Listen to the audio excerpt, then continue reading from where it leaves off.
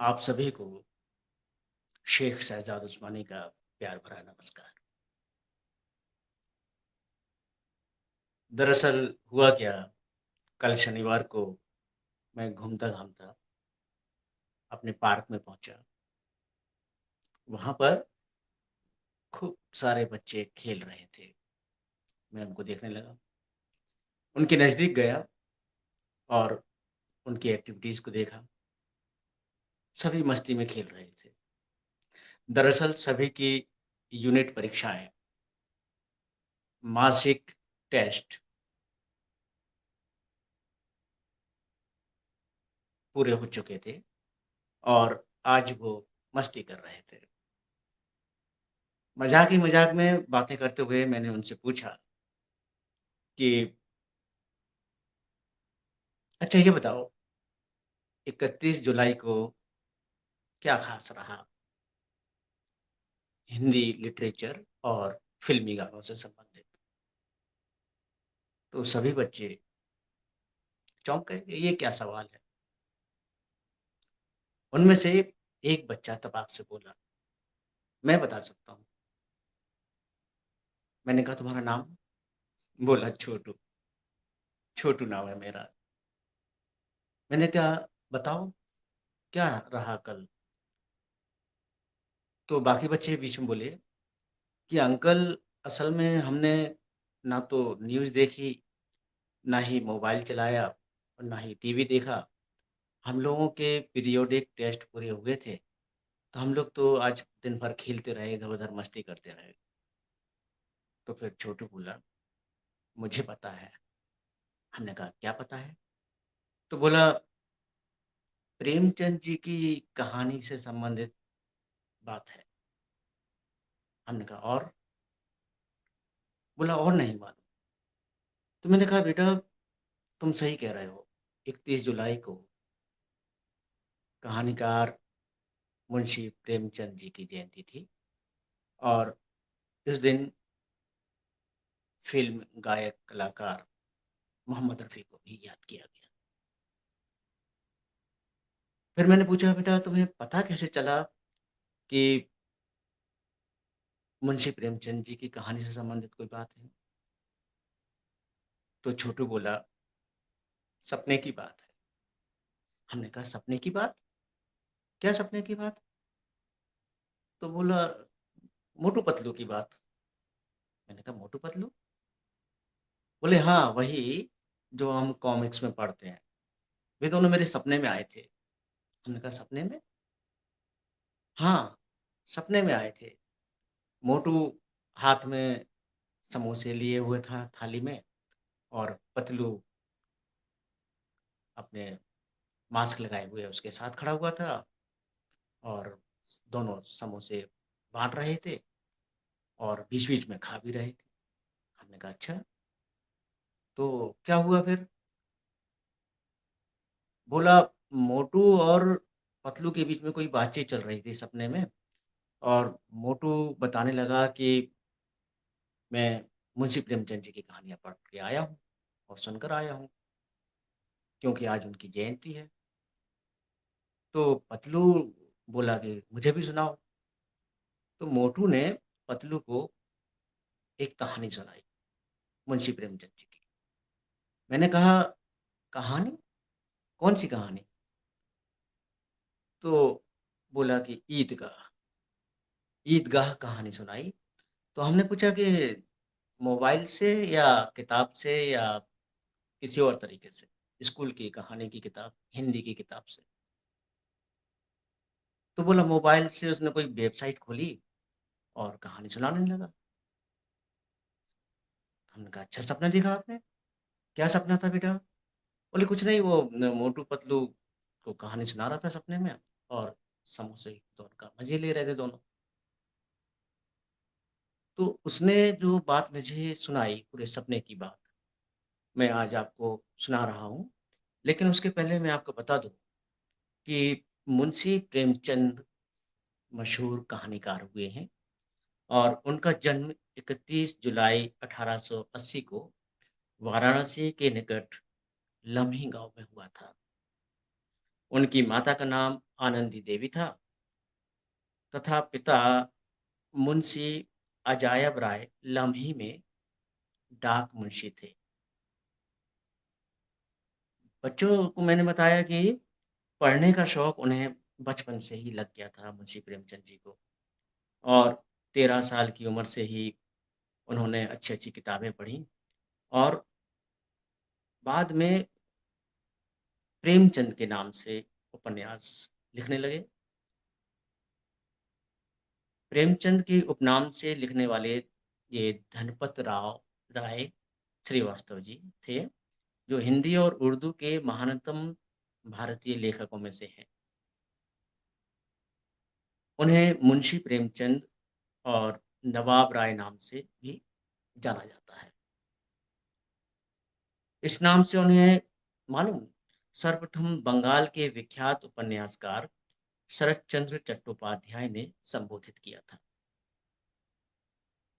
अब बच्चों से मैंने बताया कि प्रेमचंद जी ने हिंदी कहानी और उपन्यास की एक ऐसी परंपरा का विकास किया जिसने पूरी सदी के पूरी सदी जो थी उसके साहित्य का मार्गदर्शन किया। अब बाकी बच्चों को इसमें रुचि तो थी नहीं, तो बाकी बच्चे बीच में बोले कि छोटू तू सपना सुना पूरा। सपना क्या था? क्या कहानी सुनाई थी? बोला कि ईदगाह की कहानी सुनाई थी। तो बच्चों को जिन्होंने कभी सुनी नहीं थी, तो इच्छा जागृत हुई कि कहानी सुने। तो छोटू ने जिस तरीके से कहानी सुनाई मोटू और पतलू की, वो ये थी कि मोटू पतलू को सुना रहा था प्रेमचंद जी की कहानी ईदगाह। अब वो किस तरह से सुनाई उसने, वो मैं आपको बता रहा हूँ।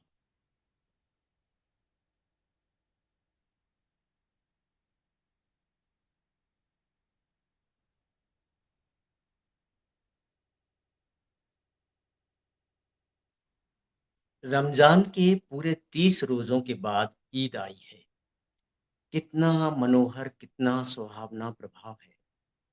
वृक्षों पर अजीब हरियाली है, खेतों में कुछ अजीब रौनक है, आसमान पर कुछ अजीब लालिमा है। आज का सूर्य देखो, कितना प्यारा, कितना शीतल यानी संसार को ईद की बधाई दे रहा है। गाँव में कितनी हलचल है, ईदगाह जाने की तैयारियां हो रही हैं। किसी के कुर्ते में बटन नहीं है, पड़ोस के घर में सुई धागा लेने दौड़ा जा रहा है। किसी के जूते कड़े हो गए, उनमें तेल डालने के लिए तेली के घर पर भागा जाता है। जल्दी-जल्दी बैलों को सानी पानी दे दें, ईदगाह से लौटते-लौटते दोपहर हो जाएगी। 3 कोस का पैदल रास्ता, फिर सैकड़ों आदमियों से मिलना, भेंटना, दोपहर के पहले लौटना असंभव है।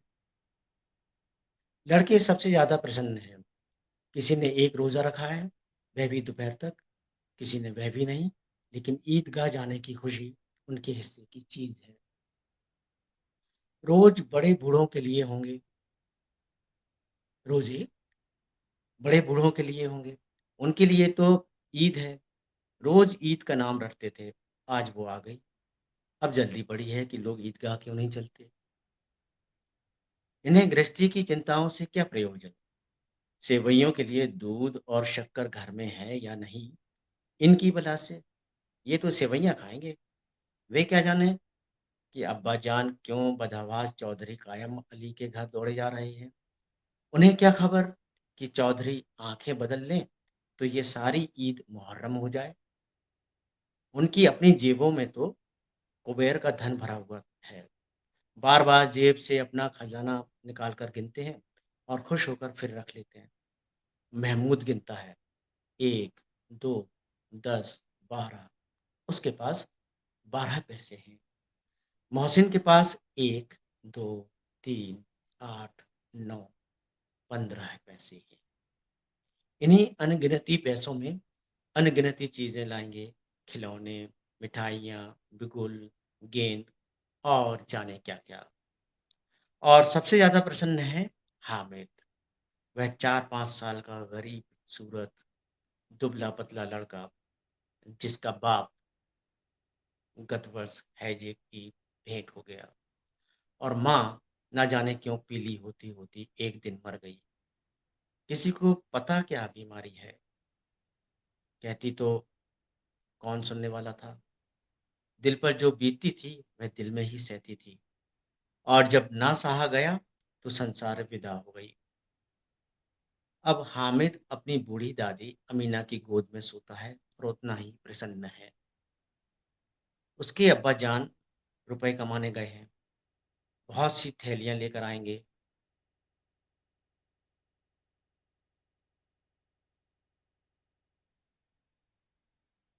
अम्मी जान अल्लाह मियाँ के घर से उसके लिए बड़ी अच्छी-अच्छी चीज़ें लाने गई हैं, इसलिए हामिद प्रसन्न है। आशा तो बड़ी चीज़ है और फिर बच्चों की आशा, उनकी कल्पना तो राई का पर्वत बना लेती है। हामिद के पाँव में जूते नहीं हैं, सिर पर एक पुरानी-धुरानी टोपी है, जिसका गोटा काला पड़ गया है, फिर भी वह प्रसन्न है। जब उसके अब्बा जान थैलियाँ और अम्मी जान नियामतें लेकर आएँगी, तो वह दिल से अरमान निकाल लेगा। तब देखेगा मोहसिन, नुगरे और सम्मी कहाँ से उतने पैसे निकालेंगे। अभागिन अमीना अपनी कोठरी में बैठी रो रही है। आज ईद का दिन, उसके घर में दाना नहीं। आज आबिद होता तो क्या इसी तरह ईद आती और चली जाती? इस अंधकार और निराशा में वह डूबी जा रही है। किसने बुलाया था इस निगोड़ी ईद को? इस घर में उसका काम नहीं, लेकिन हामिद, उसे किसी के मरने जीने से क्या मतलब? उसके अंदर प्रकाश है, बाहर आशा। विपत्ति अपना सारा दलबल लेकर आए, हामिद की आनंद भरी चितवन उसका विध्वंस कर देगी। हामिद भीतर जाकर दादी से कहता है, तुम डरना नहीं अम्मा, मैं सबसे पहले आऊंगा। बिल्कुल न डरना। अमीना का दिल कचोट रहा है। गांव के बच्चे अपने अपने बाप के साथ जा रहे हैं। हामिद का बाप अमीना के सिवा और कौन है? उसे कैसे अकेले मेले जाने दें? उस भीड़ भाड़ से बच्चा कहीं खो ना जाए तो क्या हो? उस भीड़ भाड़ से बच्चा कहीं खो जाए तो क्या हो? नहीं, अमीना उसे यूं ना जाने देगी। नन्ही सी जान 3 कोस चलेगा कैसे? पैर में छाले पड़ जाएंगे। जूते भी तो नहीं है। वह थोड़ी थोड़ी दूर पर उसे गोद में ले लेती, लेकिन यहाँ सेवैयाँ कौन पकाएगा? पैसे होते तो लौटते लौटते सब सामग्री जमा कर चटपट बना लेती। यहाँ तो घंटों चीजें जमा करते लगेंगे। मांगे का ही भरोसा तो ठहरा। उस दिन फहीमन के कपड़े सिले थे, 8 आने पैसे मिले थे। उस अठन्नी को ईमान की तरह बचाती चली आती थी, इसी ईद के लिए। लेकिन कल ग्वालन सिर पर सवार हो गई तो क्या करती? हामिद के लिए कुछ नहीं है, तो 2 पैसे का दूध तो चाहिए ही। अब तो कुल 2 आने पैसे बच रहे हैं। 3 पैसे हामिद की जेब में, 5 अमीना के बटुए में। यही तो बिसात है। और ईद का त्योहार, अल्लाह ही बेड़ा पार लगावे। धोबन और नाइन और मेहतरानी और चुड़ीहारिन अब सभी तो आएंगी। सभी को सेवैयाँ चाहिए और थोड़ा किसी को आंखों नहीं लगता। किस किस से मुंह चुराएगी? और मुंह चुराए क्यों? साल भर का त्योहार है। जिंदगी खैरियत से रहे, उनकी तकदीर भी तो उसी के साथ है। बच्चे को खुदा सलामत रखे, ये दिन भी कट जाएंगे। गांव से मेला चला और बच्चों के साथ हामिद भी जा रहा था। कभी सब के सब दौड़कर आगे निकल जाते, फिर किसी पेड़ के नीचे खड़े होकर साथ वालों का इंतजार करते। यह लोग इतना धीरे धीरे चल रहे हैं। हामिद के पैरों में तो जैसे पर लग गए हैं। वह कभी थक सकता है? शहर का दामन आ गया। सड़क के दोनों ओर अमीरों के बगीचे हैं। पक्की चारदीवारी बनी हुई है। पेड़ों में आम और लीचियां लगी हुई हैं। कभी कभी कोई लड़का ककड़ी उठाकर आम पर निशाना लगाता है। माली अंदर से गाली देता हुआ निकलता है। लड़के वहाँ से एक फरलांग पर हैं, खूब हँस रहे हैं। माली को कैसा उल्लू बनाया है। बड़ी-बड़ी इमारतें आने लगीं। यह अदालत है, यह कॉलेज है, यह क्लब घर है। इतने बड़े कॉलेज में कितने लड़के पढ़ते होंगे? सब लड़के नहीं जी, बड़े-बड़े आदमी हैं। सच, उनकी बड़ी-बड़ी मूंछें हैं। इतने बड़े हो गए, अभी तक पढ़ने जाते हैं। ना जाने कब तक पढ़ेंगे और क्या करेंगे इतना पढ़कर। हामिद के मदरसे में 2-3 बड़े-बड़े लड़के हैं, बिल्कुल 3 कौड़ी के। रोज़ मार खाते हैं, काम से जी चुराने वाले। इस जगह भी उसी तरह के लोग होंगे और क्या। क्लब घर में जादू होता है। सुना है यहाँ मुर्दों की खोपड़ियाँ दौड़ती हैं और बड़े-बड़े तमाशे होते हैं, पर किसी को अंदर नहीं जाने देते। और वहाँ शाम को साहब लोग खेलते हैं, बड़े-बड़े आदमी खेलते हैं, मूंछों दाढ़ी वाले। और मेमें भी खेलती हैं। सच, हमारी अम्मा को यह दे दो, क्या नाम है? बैट तो उससे पकड़ ही ना सकें, घुमाते ही लुढ़क जाएँ। महमूद ने कहा, हमारी अम्मी जान का तो हाथ काँपने लगे, अल्लाह कसम। मोहसिन बोला, चलो, मनो आटा पीस डालती हैं, ज़रा सा बैट पकड़ लेंगी तो हाथ काँपने लगेंगे। सैकड़ों घड़े पानी रोज़ निकालती हैं, 5 घड़े तो तेरी भैंस पी जाती है। किसी मेम को 1 घड़ा पानी भरना पड़े, तो आँखें तले अंधेरा आ जाए। महमूद, लेकिन दौड़ती तो नहीं, उछल की कूद तो नहीं करती। लेकिन दौड़ती तो नहीं, उछल-कूद तो नहीं सकती। मोहसिन ने कहा, हाँ, उछल-कूद तो नहीं सकती, लेकिन उस दिन मेरी गाय खुल गई थी और चौधरी के खेत में जा पड़ी थी। अम्मा इतना तेज़ दौड़ीं कि मैं उन्हें ना पा सका। सच, आगे चले, हलवाइयों की दुकानें शुरू हुईं। आज खूब सजी हुई थीं। इतनी मिठाइयाँ कौन खाता है?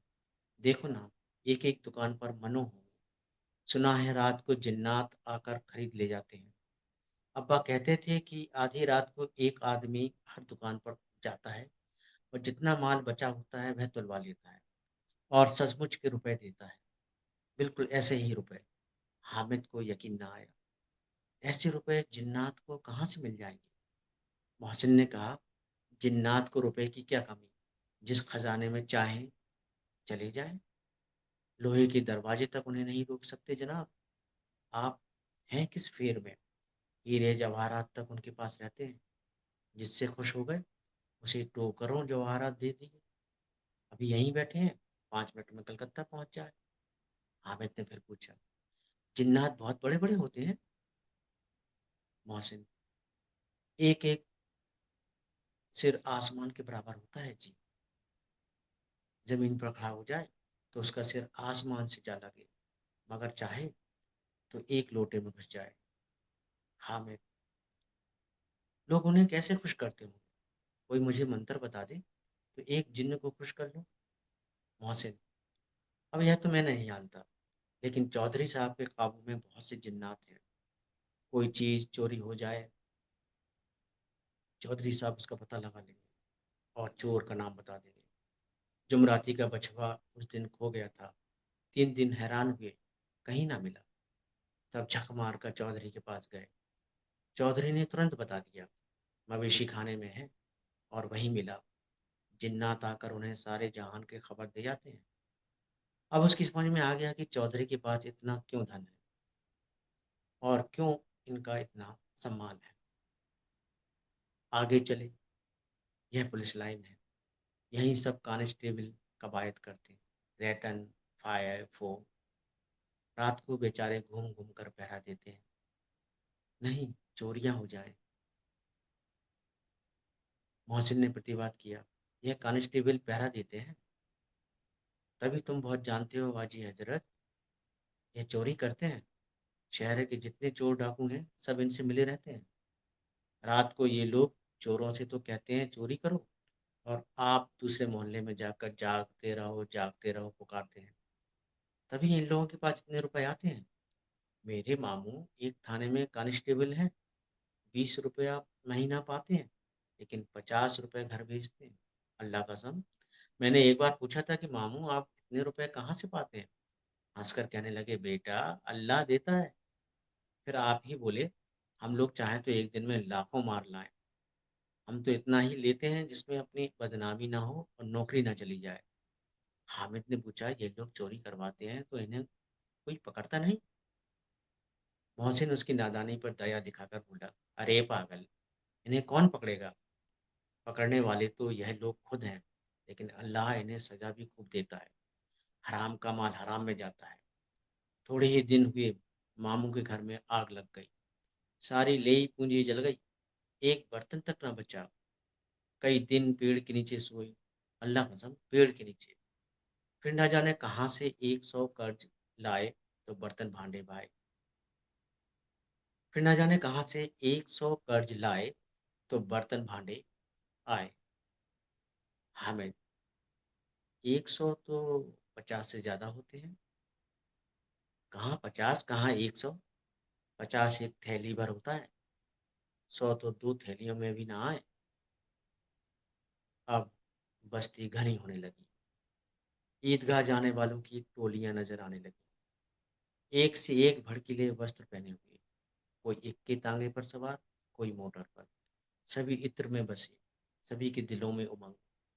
ग्रामीणों का यह छोटा सा दल अपनी विपन्नता से बेखबर, संतोष और धैर्य में मगन चला जा रहा था। बच्चों के लिए नगर की सभी चीजें अनोखी थीं। जिस चीज की ओर ताकते, ताकते ही रह जाते, और पीछे से बार बार हार्न की आवाज होने पर भी ना चेतते। हामिद तो मोटर के नीचे जाते जाते बचा। सहसा ईदगाह नजर आई। ऊपर इमली के घने वृक्षों की छाया है। नीचे पक्का फर्श है जिस पर जाजम बिछा हुआ है, और रोजेदारों की पंक्तियां एक के पीछे एक न जाने कहाँ तक चली गई। पक्की जगत के नीचे तक, जहाँ जाजम भी नहीं है। नए आने वाले आकर पीछे की कतार में खड़े हो जाते हैं। आगे जगह नहीं है। यहाँ कोई धन और पद नहीं देखता। इस्लाम की निगाह में सब बराबर है। इन ग्रामीणों ने भी वजू किया और पिछली पंक्ति में खड़े हो गए। कितना सुंदर संचालन है, कितनी सुंदर व्यवस्था। लाखों सिर एक साथ सिजदे में झुक जाते हैं। फिर सब के सब एक साथ खड़े हो जाते हैं, एक साथ झुकते हैं और एक साथ घुटनों के बल बैठ जाते हैं। कई बार यही प्रक्रिया होती है, जैसे बिजली की लाखों बत्तियां एक साथ प्रदीप्त हों और एक साथ बुझ जाएं, और यही क्रम चलता रहा। कितना अपूर्व दृश्य था, जिसकी सामूहिक क्रियाएं, विस्तार और अनंतता हृदय को श्रद्धा, गर्व और आत्मानंद से भर देती थी। मानो भ्रातृत्व का एक सूत्र इन समस्त आत्माओं को एक लड़ी में पिरोए हुए है। नमाज खत्म हो गई है। लोग आपस में गले मिल रहे हैं। तब मिठाई और खिलौनों की दुकान पर धावा होता है। ग्रामीणों का यह दल इस विषय में बालकों से कम उत्साही नहीं है। यह देखो, हिंडोला है, एक पैसा देकर चढ़ जाओ। कभी आसमान पर जाते हुए देख मालूम होंगे, कभी जमीन पर गिरते हुए। यह चरखी है, लकड़ी के हाथी, घोड़े, ऊंट छड़ों में लटके हुए हैं। एक पैसा देकर बैठ जाओ और 25 चक्करों का मजा लो। महमूद, मोहसिन और नूरे और सम्मी इन घोड़ों और ऊँटों पर बैठते हैं। हामिद दूर खड़ा है। 3 ही पैसे तो है उसके पास है। अपने कोष का 1/3 जरा सा चक्कर खाने के लिए नहीं दे सकता। सब चरखियों से उतरते हैं। अब खिलौने लेंगे। इधर दुकानों की कतार लगी हुई है। तरह तरह के खिलौने हैं। सिपाही और गुजरिया, राजा और वकील, भिश्ती और धोबिन और साधु। वाह, कितने सुंदर खिलौने हैं। अब बोला ही चाहते हैं। महमूद सिपाही लेता है, खाकी वर्दी और लाल पगड़ी वाला, कंधे पर बंदूक रखे हुए। मालूम होता है अभी कवायद किए चला आ रहा है। मोहसिन को भिश्ती पसंद आया। कमर झुकी हुई है, ऊपर मशक रखे हुए हैं। मशक का मुंह एक हाथ से पकड़े हुए है। कितना प्रसन्न है। शायद कोई गीत गा रहा है। बस मशक से पानी उड़ेलना ही चाहता है। नूरे को वकील से प्रेम है। कैसी विद्वमता है उसके मुख पर। काला चोगा, नीचे सफ़ेद अचकन, अचकन के सामने की जेब में घड़ी, सुनहरी जंजीर, एक हाथ में कानून का पोथा लिए हुए। मालूम होता है अभी किसी अदालत से जिरह या बहस किए चले आ रहे हैं। यह सब 2-2 पैसे के खिलौने हैं। हामिद के पास कुल 3 पैसे हैं। इतने महँगे खिलौने वह कैसे ले? खिलौना कहीं हाथ से छूट पड़े तो चूर-चूर हो जाए, ज़रा पानी पड़े तो सारा रंग घुल जाए। ऐसे खिलौने लेकर वह क्या करेगा? किस काम के? मोहसिन कहता है, मेरा भिश्ती रोज़ पानी दे जाएगा साँझ सवेरे। महमूद, और मेरा सिपाही घर का पहरा देगा, कोई चोर आएगा तो फ़ौरन बंदूक से फेर कर देगा। नूरे, और मेरा वकील खूब मुकदमा लड़ेगा। सम्मी, और मेरी धोबन रोज़ कपड़े धोएगी। हामिद खिलौनों की निंदा करता है। मिट्टी ही के तो हैं, गिरे तो चकनाचूर हो जाएँ। लेकिन ललचाई हुई आँखों से खिलौनों को देख रहा है और चाहता है कि ज़रा देर के लिए उन्हें हाथ में ले सकता। उसके हाथ अनायास ही लपकते हैं, लेकिन लड़के इतने त्यागी नहीं होते, विशेषकर जब अभी नया शौक है। हामिद ललचाता रह जाता है। खिलौने के बाद मिठाइयाँ आती हैं। किसी ने रेवड़ियाँ ली हैं, किसी ने गुलाब जामुन, किसी ने सोहन हलवा। मज़े से खा रहे हैं। हामिद बिरादरी से पृथक है। अभागे के पास 3 पैसे हैं। क्यों नहीं कुछ लेकर खाता? ललचाई आँखों से सबकी ओर देखता है। मोहसिन कहता है, हामिद, रेवड़ी ले जा, कितनी खुशबूदार है। हामिद को संदेह हुआ, ये केवल क्रूर विनोद है। मोहसिन इतना उदार नहीं है, लेकिन यह जानकर भी वह उसके पास जाता है। मोहसिन दोने से एक रेवड़ी निकालकर हामिद की ओर बढ़ाता है। हामिद हाथ फैलाता है। मोहसिन रेवड़ी अपने मुंह में रख लेता है। महमूद, नूरे और सम्मी सब खूब तालियां बजा बजा कर हंसते हैं। हामिद खिसिया जाता है। मोहसिन, अच्छा, अब की जरूर देंगे। हामिद, अल्लाह कसम, ले जाओ। हामिद, रखे रहो, क्या मेरे पास पैसे नहीं है? सम्मी, 3 ही पैसे तो हैं, 3 पैसे में क्या क्या लोगे? महमूद, हमसे गुलाब जामुन ले जाओ। हामिद, मोहसिन बदमाश है। हामिद, मिठाई कौन बड़ी नेमत है, किताब में इसकी इतनी कितनी बुराइयां लिखी हैं। मोहसिन, लेकिन दिल में कह रहे होगे कि मिले तो खा लें, अपने पैसे क्यों नहीं निकालते? महमूद, हम समझते हैं इसकी चालाकी, जब हमारे सारे पैसे खर्च हो जाएंगे तो हमें ललचा ललचा कर खाएगा। मिठाइयों के बाद कुछ दुकानें लोहे की चीज़ों की, कुछ गिलट और कुछ नकली गहनों की। लड़कों के लिए यहाँ कोई आकर्षण ना था। वे सब आगे बढ़ जाते हैं। हामिद लोहे की दुकान पर रुक जाता है। कई चिमटे रखे हुए थे। उसे ख्याल आया कि दादी के पास चिमटा नहीं है। तवे से रोटियां उतारती हैं तो हाथ जल जाता है। अगर वह चिमटा ले जाकर दादी को दे दे तो वह कितना प्रसन्न होंगी। फिर उनकी उंगलियां कभी ना जलेंगी। घर में एक काम की चीज हो जाएगी। खिलौने से क्या फायदा, व्यर्थ में पैसे खराब होते हैं। जरा देर ही तो खुशी होती है, फिर तो खिलौने को कोई आंख उठाकर नहीं देखता। यह तो घर पहुंचते पहुंचते टूट फूट बराबर हो जाएंगे। या छोटे बच्चे जो मेले में नहीं आए हैं, जिद करके ले लेंगे और तोड़ डालेंगे। चिमटा कितने काम की चीज है। रोटियां तवे से उतार लो, चूल्हे में सेक लो। कोई आग मांगने आए तो चटपट चूल्हे से आग निकाल कर उसे दे दो। अम्मा बेचारी को कहाँ फुर्सत है कि बाजार आए और इतने पैसे ही कहाँ मिलते हैं। रोज हाथ जला लेती हैं। हामिद के साथ ही आगे बढ़ गए। सबील पर सबके सब शरबत पी रहे। देखो, सब कितने लालची हैं। इतनी मिठाइयाँ ली, मुझे किसी ने एक भी ना दी।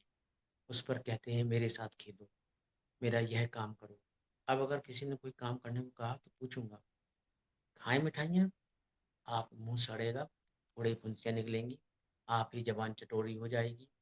तब घर से पैसे चुराएंगे और मार खाएंगे। किताब में झूठी बातें थोड़ी ही लिखी हैं। मेरी जबान क्यों खराब होगी?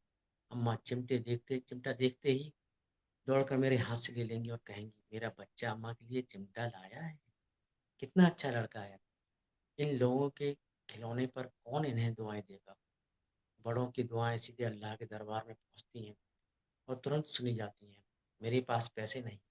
तभी तो मोहसिन और महमूद यूँ मिजाज दिखाते हैं। मैं भी इनसे मिजाज दिखाऊंगा। खेलें खिलौने, खाएं मिठाइयाँ। मैं नहीं खेलता खिलौने, किसी का मिजाज क्यों सहूँ। मैं गरीब सही, किसी से कुछ मांगने तो नहीं जाता। आखिर अम्मा जान कभी न कभी आखिर अब्बा जान कभी न कभी आएंगे। अम्मा भी आएंगी ही। फिर इन लोगों से पूछूंगा कितने खिलौने लोगे। एक एक को टोकरियां खिलौने दूं और दिखा दूं कि दोस्तों के साथ इस तरह का सलूक किया जाता है। यह नहीं कि एक पैसे की रेवड़ियां ली तो चढ़ा चढ़ा कर खाने लगे। सबके सब खूब हंसेंगे कि हामिद ने चिमटा लिया है। हंसे मेरी बला से। उसने दुकानदार से पूछा, ये चिमटा कितने का है। दुकानदार ने उसकी ओर देखा और कोई आदमी साथ न देखकर कहा, तुम्हारे काम का नहीं है जी। बिकाऊ है कि नहीं। बिकाऊ क्यों नहीं है, और यहाँ क्यों लाद लाए हैं। तो बताते क्यों नहीं। क्या पैसे का है। 6 पैसे लगेंगे। हामिद का दिल बैठ गया। ठीक ठीक 5 पैसे लगेंगे, लेना हो लो, नहीं तो चलते बनो।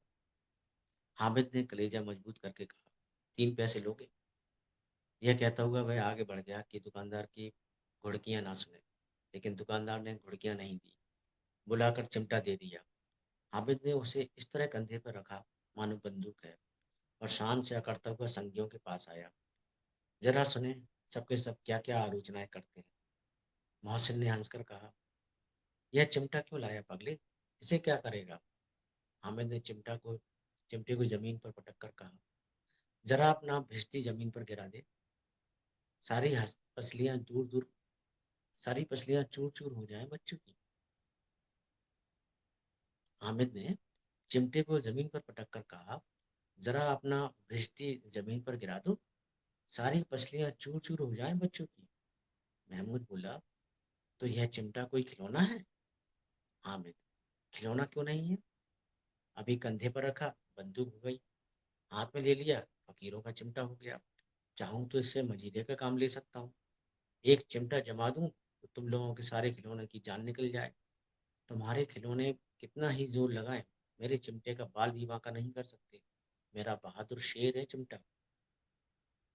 सम्मी ने खंजरी ली थी, प्रभावित होकर बोला, मेरी खंजरी से बदलोगे। 2 आने की है। हामिद ने खंजरी की ओर उपेक्षा से देखा। मेरा चिमटा चाहे तो तुम्हारी खंजरी का पेट फाड़ डाले। बस एक चमड़े की झिल्ली लगा दी, डब डब बोलने लगी। जरा सा पानी लग जाए तो खत्म हो जाए। मेरा बहादुर चिमटा आग में, पानी में, आंधी में, तूफान में बराबर डटा खड़ा रहेगा। चिमटे ने सभी को मोहित कर लिया। अब पैसे किसके पास धरे। फिर मेले से दूर निकल आए हैं। 9 कब के बज गए। धूप तेज हो रही है। घर पहुंचने की जल्दी हो रही है। बाप से जिद भी करें तो चिमटा नहीं मिल सकता। हामिद है बड़ा चालाक, इसलिए बदमाश ने अपने पैसे बचा रखे थे। अब बालकों के 2 दल हो गए। मोहसिन, महमूद, सम्मी और नूरे एक तरफ है। हामिद अकेला दूसरी तरफ। शास्त्रार्थ हो रहा है। सम्मी तो विधर्मी हो गया, दूसरे पक्ष से जा मिला। लेकिन मोहसिन, महमूद और नूरे भी हामिद से एक एक 2-2 साल बड़े होने पर भी हामिद के आघातों से आतंकित हो उठे हैं। उसके पास न्याय का बल है और नीति की शक्ति। एक और मिट्टी है और दूसरी ओर लोहा, जो इस वक्त अपने को फौलाद कह रहा है। वह अजेय है, घातक है। अगर कोई शेर आ जाए तो मियाँ भिश्ती के चक्के छूट जाए। मियाँ सिपाही मिट्टी की बंदूक छोड़कर भागे। वकील साहब की नानी मर जाए, चोगे में मुंह छिपाकर जमीन पर लेट जाए। मगर यह चिमटा, यह बहादुर, यह रुस्तमे हिंद लपक कर शेर की गर्दन पर सवार हो जाएगा और उसकी आंखें निकाल लेगा। मोहसिन ने एड़ी चोटी जोर लगा कर कहा, अच्छा, पानी तो नहीं भर सकता। हामिद ने चिमटे को सीधा खड़ा करके कहा, भिश्ती को एक डांट बताएगा तो दौड़ा हुआ पानी लाकर उसके दादर पर छिड़कने लगेगा। भिश्ती को एक डांट बताएगा तो दौड़ा हुआ पानी लाकर उसके द्वार पर छिड़कने लगेगा। मोहसिन परास्त हो गया, पर महमूद ने कुमक पहुंचाई, अगर बच्चा पकड़ जाए तो अदालत में बंधे बंधे फिरेंगे। अब तो वकील साहब के पैरों पड़ेंगे। हामिद इस प्रबल तर्क का जवाब न दे सका। उसने पूछा, हमें पकड़ने कौन आएगा। नूरे ने अकड़ कर कहा, यह सिपाही बंदूक वाला। हामिद ने मुंह चिढ़ाकर कहा, यह बेचारे हम बहादुर रुस्तमे हिंद को पकड़ेंगे। अच्छा लाओ, अभी जरा कुश्ती हो जाए, इसकी सूरत देखकर दूर से भागे। पकड़ेंगे क्या बेचारे? मोहसिन को एक नई चोट सूझ गई। तुम्हारे चिमटे का मुंह रोज आग में जलेगा। उसने समझा था कि हामिद लाजवाब हो जाएगा, लेकिन यह बात न हुई। हामिद ने तुरंत जवाब दिया, आग में बहादुर ही कूदते हैं जनाब। तुम्हारे ये वकील सिपाही और भिश्ती लौंडियों की तरह घर में घुस जाएंगे। आग में कूदना वह काम है जो रुस्तमे हिंद ही कर सकता है। महमूद ने एक जोर लगाया, वकील साहब कुर्सी मेज पर बैठेंगे, तुम्हारा चिमटा तो बावर्ची खाने में जमीन पर पड़ा रहेगा। इस तर्क ने सम्मी और नूरे को भी सजीव कर दिया। कितने ठिकाने की बात कही है पट्टे ने। चिमटा बावर्ची खाने में पड़ा रहने के सिवा और क्या कर सकता है? हामिद को कोई फड़कता हुआ जवाब ना सूझा तो उसने धांधली शुरू की, मेरा चिमटा बावर्ची खाने में नहीं रहेगा। वकील साहब कुर्सी में बैठेंगे तो जाकर उन्हें जमीन पर पटक देगा और उनका कानून उनके पेट में डाल देगा। बात कुछ बनी नहीं, खासी गाली गलौज थी, लेकिन कानून को पेट में डालने वाली बात छा गई। ऐसी छा गई कि तीनों सुरमा ताकते रह गए, मानो कोई धेल चाक कनकौआ किसी गंडे वाले कनकौए को काट गया। कानून मुंह से बाहर निकलने वाली चीज है, उसको पेट के अंदर डाल दिया जाना बेतुकी सी बात होने पर भी कुछ नयापन रखती है। हामिद ने मैदान मान लिया, उसका चिमटा रुस्तमे हिंद है। अब इसमें मोहसिन, महमूद, नूरे, सम्मी किसी को भी आपत्ति नहीं हो सकती। विजेता को हारने वालों से जो सत्कार मिलना स्वाभाविक है, वह हामिद को भी मिला। और उन्हें 3-3, 4-4 आने पैसे खर्च किए, पर कोई काम की चीज न ले सके। हामिद ने 3 पैसे में रंग जमा लिया। सच ही तो है, खिलौनों का क्या भरोसा, टूट फूट जाएंगे। हामिद का चिमटा तो बना रहेगा बरसों। संधि की शर्तें तय होने लगी। मोहसिन ने कहा, जरा अपना चिमटा दो, हम भी देखें। तुम हमारा भिश्ती लेकर देखो। महमूद और नूरे ने भी अपने अपने खिलौने पेश किए। हामिद को इन शर्तों को मानने में कोई आपत्ति न थी। चिमटा बारी बारी से सबके हाथ में गया और उनके खिलौने बारी बारी से हामिद के हाथ में आए। कितने खूबसूरत खिलौने हैं। हामिद ने हारने वालों के आंसू पोंछे। मैं तुम्हें चढ़ा रहा था, सच। यह चिमटा भला इन खिलौनों की क्या बराबरी करेगा? मालूम होता अब बोले। लेकिन मोहसिन की पार्टी को इस दिलासे से संतुष्ट नहीं होता। चिमटे का सिक्का खूब बैठ गया है। चिपका हुआ टिकट अब पानी से नहीं छूट रहा है। मोहसिन, लेकिन इन खिलौनों के लिए कोई हमें दुआ तो ना देगा? महमूद, दुआ के लिए फिरते हो, उल्टे मार ना पड़े। अम्मा जरूर कहेंगी कि मेले में यही मिट्टी के खिलौने मिले। हामिद को स्वीकार करना पड़ा कि खिलौनों को देखकर किसी की माँ इतनी खुश न होगी जितनी दादी चिमटे को देखकर होगी। 3 पैसों ही में तो उसे सब कुछ करना था, और उन पैसों के इस उपयोग पर पछतावे की बिल्कुल जरूरत न थी। फिर अब तो चिमटा रुस्तमे हिंद है और सभी खिलौनों का बादशाह। रास्ते में महमूद को भूख लगी। उसके बाप ने केले खाने को दिए। महमूद ने केवल हामिद को साझी बनाया। उसके अन्य मित्र मुंह ताकते रह गए। यह उस चिमटे का प्रसाद था। 11 बजे गांव में हलचल मच गई। मेले वाले आ गए। मोहसिन की छोटी बहन ने दौड़कर भिश्ती उसके हाथ से छीन लिया और मारे खुशी के जा उछली तो मियाँ भिश्ती नीचे आ रहे और सुर लोग सिधारे। इस पर भाई बहन में मारपीट हुई। दोनों खूब रोए। उनकी अम्मा यह शोर कर बिगड़ी, दोनों को ऊपर से 2-2 चांटे और लगाए। मियाँ नूरे के वकील का अंत उनके प्रतिष्ठान कुल इससे ज्यादा गौरवमय हुआ। वकील जमीन पर या ताक पर तो नहीं बैठ सकता, उसकी मर्यादा का विचार तो करना ही होगा। दीवार में खूंटियां गाड़ी गईं, उन पर लकड़ी का एक पटरा रखा गया। पटरे पर कागज का कालीन बिछाया गया। वकील साहब राजा भोज की भांति सिंहासन पर विराजे। नूरे ने उन्हें पंखा झलना शुरू किया। अदालतों में खस की टट्टियां और बिजली के पंखे रहते हैं, क्या यहाँ मामूली पंखा भी ना हो? कानून की गर्मी दिमाग पर चढ़ जाएगी कि नहीं? बांस का पंखा आया और नूरे हवा करने लगे। मालूम नहीं पंखे की हवा से या पंखे की चोट से वकील साहब स्वर्ग लोग से मृत्यु लोक में आ रहे, और उनका माटी का चोला माटी में मिल गया। फिर बड़े जोर शोर से मातम हुआ। वकील साहब की अस्थि घोड़े पर डाल डाल दी गई। अब रहा महमूद का सिपाही। उसे चटपट गांव का पहरा देने का चार्ज मिल गया। लेकिन पुलिस का सिपाही कोई साधारण व्यक्ति तो नहीं जो अपने पैरों चले। वह पालकी पर चलेगा। एक टोकरी आई। उसमें कुछ लाल रंग के फटे पुराने चिथड़े बिछाए गए, जिसमें सिपाही साहब आराम से लेटे। नूरे ने यह टोकरी उठाई और अपने द्वार का चक्कर लगाने लगे। उनके दोनों छोटे भाई सिपाही की तरह छोने वाले जागते रहो पुकारते चलते हैं। मगर रात तो अंधेरी ही होनी चाहिए। महमूद को ठोकर लग जाती है। टोकरी उसके हाथ से छूटकर गिर पड़ती है और मियाँ सिपाही अपनी बंदूक लिए जमीन पर आ जाते हैं और उनकी एक टांग में विकार आ जाता है। महमूद को आज ज्ञात हुआ कि वह अच्छा डॉक्टर है। उसको ऐसा मरहम मिल गया है जिससे वह टूटी टांग को आनंद फनंद जोड़ सकता है। केवल गूलर का दूध चाहिए। गूलर का दूध आता है। टांग जवाब दे देती है। शल्य क्रिया असफल हुई तब उसकी दूसरी टांग भी तोड़ दी जाती है। अब कम से कम एक जगह आराम से बैठ तो सकता है। एक टांग से तो चल ना चल सकता है ना बैठ सकता है। अब वह सिपाही सन्यासी हो गया है। अपनी जगह पर बैठा बैठा पहरा देता है। कभी कभी देवता भी बन जाता है। उसके सिर का झालरदार साफा कर दिया गया है। अब उसका जितना रूपांतर चाहो कर सकते हो। कभी कभी तो उसके पाठ का काम भी लिया जाता है। अब मियाँ हामिद का हाल सुनिए।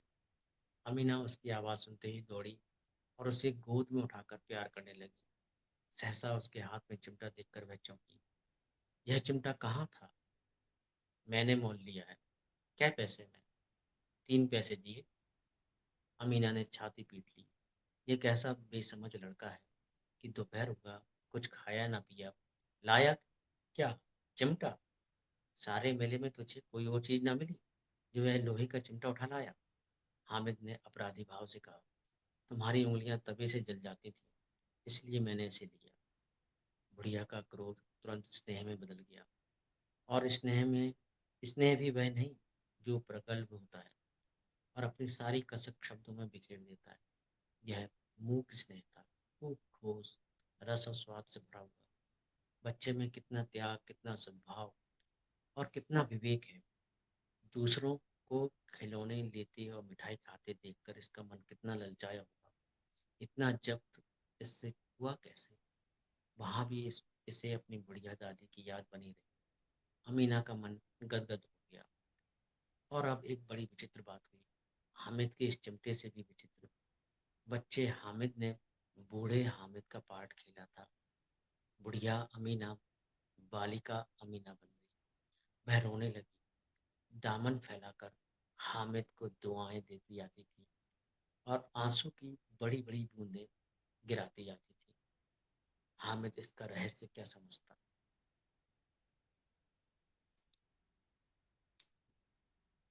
मोटू ने पतलू को ये पूरी कहानी सुनाई और पतलू ने उसको धन्यवाद दिया। फिर दोनों ने थाली में रखे हुए समोसों का आनंद लिया। तभी छोटू की नींद खुल गई। उसको भूख लग रही थी। तुरंत उठा और गुसल खाने में जाकर उसने दांत साफ किए और फिर रसोई में जाकर अपनी माँ से कुछ मांगने लगा। इस तरह की कहानी छोटू ने मुझे सुनाई। मोटू के माध्यम से पतलू को मुंशी प्रेमचंद जी की कहानी सुनाई गई। और आज मैंने आपको सपने वाली ईदगाह की कहानी मोटू के माध्यम से आपको सुनाई। ये मेरा पहला प्रयोग है इस पेज पर। कुछ तकनीकी कारणों से यदि कोई बाधा आती है तो हो सकता है आपको पूरी कहानी या पूरा वीडियो अच्छी तरह से देखने ना मिले, तो उसके लिए हमें क्षमा करें। एक प्रयोग के तौर पर हमने ये आपके लिए पेश की है। देखते हैं अगले प्रयास में और अच्छा करने की कोशिश करें। अब हमें अनुमति दीजिए। नमस्कार।